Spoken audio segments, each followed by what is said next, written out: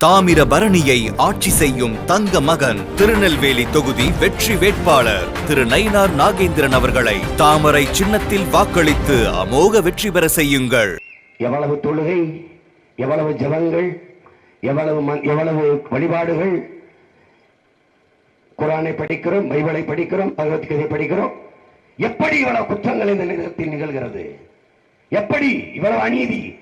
8 வயது பெண்ணை ஆசிபாவை வன்முறை செய்து 22 பேர் கொலை செய்து தூக்கி போடுகிறான். கைது பண்ணி கூட்டிட்டு போகும்போது பாரத மாதாக்கு ஜீங்கிறான். எப்படி? என்னடா மணிப்பூர்ல 2 பெண்ணை நிர்வாணமா கூட்டிட்டு போய் வன்புணர்வு செஞ்சு, கூட்டு பாலியல் வன்புணர்வு செஞ்சு தீ வச்சு எரிச்சு விட்டியலே அப்படின்னா ஜெய் ஸ்ரீராம், ஜெய் ஸ்ரீராம். ரொம்ப பேசினா பாரத மாதாக்கு ஜெய். அந்த வார்த்தைகள் உங்கள் காதில் விழுகும்போது எப்படி நீங்கள் உணர்கிறீர்கள்? எப்படி உணர்கிறீர்கள்?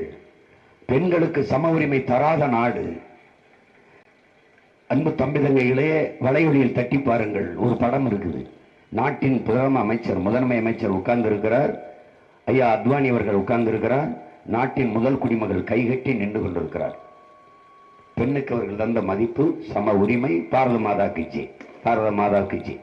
நாட்டின் முதல் குடிமகள், பிரசிடென்ட் ஆஃப் இந்தியாவே தீண்டத்தகாத மகளாக பார்க்கிற நாட்டில் பெண்ணிய உரிமை ஏது? கைகட்டி நிற்கிறாள். படத்தை பாரு. இதற்காகவாது வீழ்த்து. இந்த மானுட குல எதிரிகளை மண்ணில் இருந்து துரத்து. காங்கிரஸ் ஒரு இனத்தின் வரலாற்று பகைவன். அவன் நம் இனத்தை கருவறுத்தவன். 3 கையெழுத்தில் நம் இனத்தின் தலையெழுத்தை மாற்றியவர்கள் அவர்கள். லால்பூர் சாஸ்திரி சினிமாவை பண்டாரநாயக்கா கையெழுத்திலே மலையகத்தில் வாழ்ந்த நம் மக்களை, 15 லட்சம் மக்களை நாடற்றவர்களாக, குடியற்றவர்களாக்க, குடியுரிமையற்றவர்களாக்கி இரவோடிரவாக 15 லட்சம் மக்களை இந்த மண்ணிலே இறக்கி விட்டு ஓடி போனவர்கள் இவர்கள். 1924 இந்திரா காந்தி, லால்பூர் இந்திரா காந்தி சினிமாவை பண்டாரநாயக்கா கையெழுத்துல நம்முடைய உரிமை, நம்முடைய தாய் நிலம் கச்சத்தீவை நம் இனத்தின் வரலாற்று பகைவன் சிங்களனுக்கு தாரை வார்த்து கொடுத்தார்கள். அந்த கையெழுத்து 2வது கையெழுத்து. 3வது ராஜீவ் ஜெயவர்தனே கையெழுத்து. அந்த கையெழுத்துதான் நமது அருமை ஈழச் சொந்தங்களை, தமிழனுக்கென்று தேசமடையும் என்று போராடிய அந்த புரட்சியாளர்களை நசிக்க நாசமாக்கி வடுக்கட்டாயமா ஒரு போரை நம் மீது திணித்தது அந்த கையெழுத்து தான். 3 கையெழுத்து, 3ம் காங்கிரஸ் கையிருக்கே அந்த கை ஓட்ட கையெழுத்து. இந்த கையெழுத்து போட்டு நம் இனத்தின் தலையெழுத்தை இவ்வளவு கீழான நிலைக்கு தள்ளியவர்களுக்கு மறுபடியும் இந்த கையால் ஓட்டளித்தால், அந்த கைக்கு ஓட்டளித்தால், நீ உண்மையிலேயே அறிவார்ந்த தமிழ் சமூகத்தின் மகன்தானா, மகள்தானா? மானம், சூடு, சுரணை, கோபம் உனக்கு இருக்கா? ஒரு சொட்டு தண்ணி தமிழர்களுக்கு கொடுக்க முடியாது. தமிழர்களுக்கு தண்ணி கொடுக்க நாங்கள் முட்டாளா என்று அந்த நாட்டின் கர்நாடக நாட்டின் முதலமைச்சர் சீதாராமையாவும் துணை முதல்வர் சிவகுமாரும் பேசுகிற போது, அவர்களுக்கு வெற்றிக்கு, கர்நாடக அரசியல் வெற்றிக்கு, கர்நாடகத்தில் வெற்றிக்கு பாடுபட்ட பெருந்தகை நம்முடைய ஐயா திராவிட மாடல் திலகம். அவர் தான் அங்கு போய் பாடுபட்டார். வெற்றி அடைந்தது. அவன் சொல்லுவான், காவிரியில் தண்ணி தர மாட்டான், தெரியும் அவருக்கு. வந்தால் மேகதாதுவில் அணை கட்டுவோம். 2 கட்சியும் அறிக்கை கொடுத்திருக்கு. 9,000 கோடி. காங்கிரசும் கொடுத்திருக்கு, பாரதிய ஜனதாவும் தேர்தல் அறிக்கை கொடுத்திருக்கு. நாங்க வந்தால் 9,000 கோடி ஒதுக்கி மேகதாத்தில் அணையை கட்டி தண்ணீரை தடுப்போம். தெரிஞ்சும் போய் ஆதரவு ஓட்டு. இப்ப ஆட்சிக்கு வந்தவன தண்ணி தர முடியாது. ஒரு நல்ல தலைவனாக இருந்தால், மண்ணை மக்களை நேசிக்கிற தலைவன், மண்ணின் மக்களின் உரிமையை பெற்றுக் கொடுக்கிற தலைவன், காப்பாற்றுகிற தலைவன், மீட்கிற தலைவனாக இருந்தால், என் மண்ணின் மக்களின் உரிமை காவிரி நதிநீர் உரிமை, ஒரு சொட்டு தண்ணி தர முடியாது என்றால் உன்னோட தேர்தலில் கூட்டுமில்லை, உனக்கு ஒரு சீட்டும் இல்லை என்று சொல்லியிருக்க வேண்டுமா வேண்டாம்? ஏன் அந்த சிந்தனை உனக்கு வரவில்லை? ஏன் உனக்கு கோபம் வரவில்லை? சிந்திக்க வேண்டும். சிந்தித்தால் சந்தேகம் வரும். சந்தேகம் வந்தால் ஏன், இதற்கு எப்படி என்ற கேள்வி வரும். அந்த கேள்விதான் அறிவின் பிறப்பிடம் என்கிறான் சாக்ரட்டிஸ். நீ என்னைக்கு அதை பத்தி யோசிச்சு பார்த்திருக்க? என்னைக்கு யோசிச்சு பார்த்திருக்க? எல்லாரும் போடுறாங்க, நம்மளும் போடுவோம். மானமுள்ள மனிதனா இல்லை மந்தையா நீ? யார் நீ? உலகத்துக்கு அறிவை கடன் கொடுத்த இனமடா தமிழ் பேரினம் என்று நம்முடைய அப்பா நம்மாழ்வார் சொன்னது மறந்து விட்டியா? அறிவியல், நாகரிகம், தொழில்நுட்பம், வேளாண்மை எல்லாவற்றையும் கற்றுக் கொடுத்த இனம் தமிழினம். அந்த இனத்தின் பிள்ளைகள் போலவா இருக்கிறீர்கள்?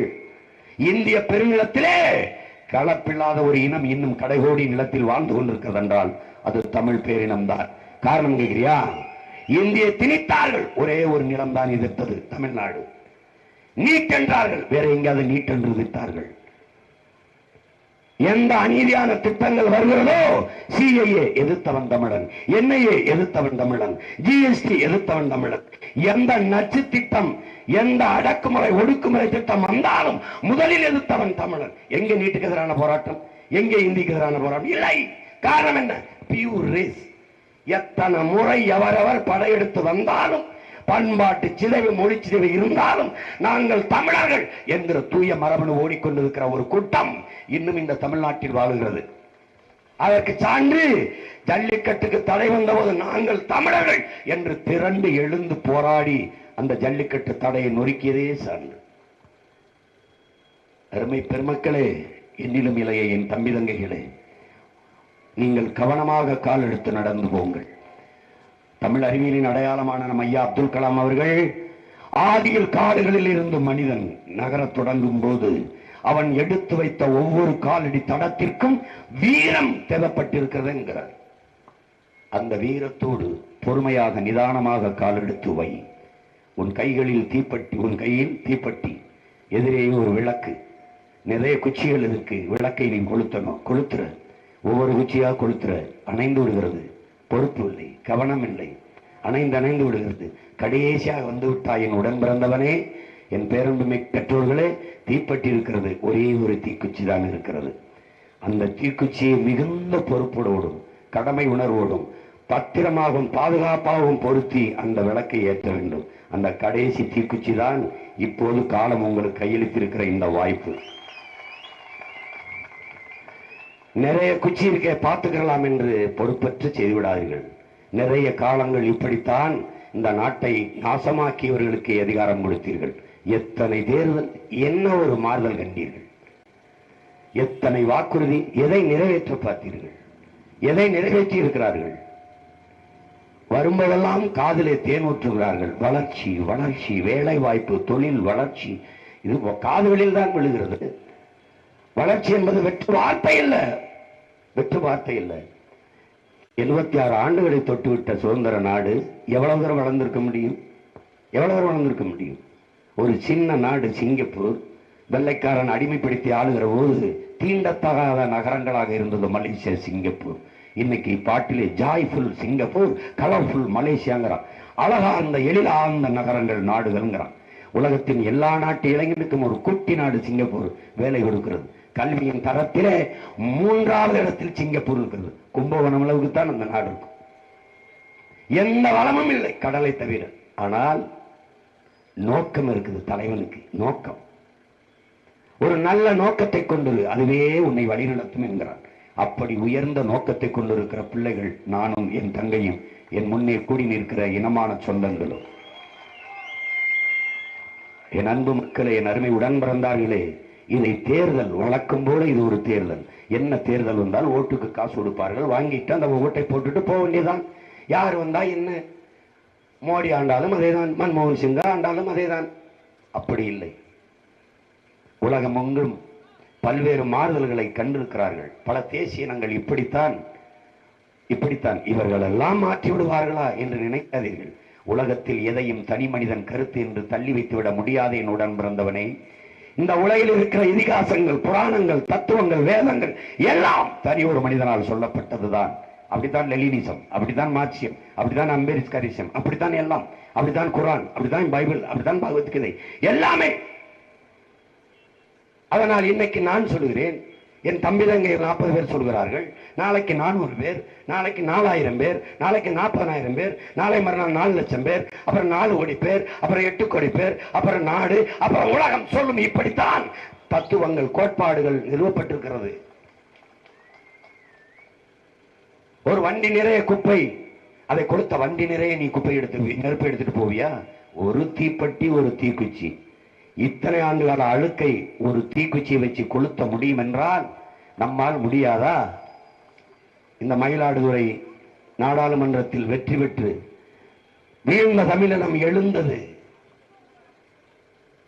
பல ஆண்டுகள் ஆட்சி அதிகாரத்தில் இருந்த அதிகார கட்டமைப்பு, பெருத்த பொருளாதார வலிமை, ஊடக ஆதரவு கொண்ட கட்சிகள், கூட்டணி கூட்டணி கூட்டணி, எல்லாரும் கூட்டு சேர்ந்து நின்றார்கள்.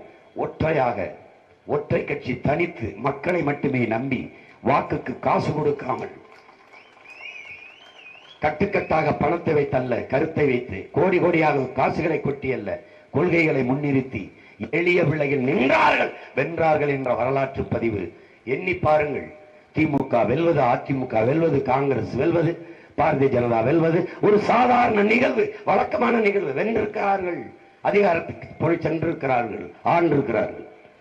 ஆனால் உங்கள் பிள்ளைகள் நாங்கள் முகம் தெரியாதவர்கள், அடையாளம் தெரியாதவர்கள், ஆதரவற்றவர்கள், பொருளாதார வலிமையற்றவர்கள், எளிய பிள்ளைகள் வெல்ல முடியும் என்பதுதான் ஜனநாயகம். நீங்கள் வாக்கு செலுத்தி என் தங்கை காளியம்மாள் வெல்ல வைத்தால் உலகம், இந்திய பெருநாடு மட்டுமல்ல உலகம் திரும்பிப்பார். இந்திய நாட்டில் யார் ஆட்சி அமைக்கிறது என்கிற தேர்தலை உற்று நோக்குகிறது உலகம். அப்போது என்ன நினைக்கும்? மயிலாடுதுறையில் ஒரு எளிய மகள் காளியம்மாள் ஒரு காசு கொடுக்காமல் ஒற்றை மக்கள் சிறு கூட்டம் சிறியவர்கள் மாற்றி வென்று விட்டார்களா?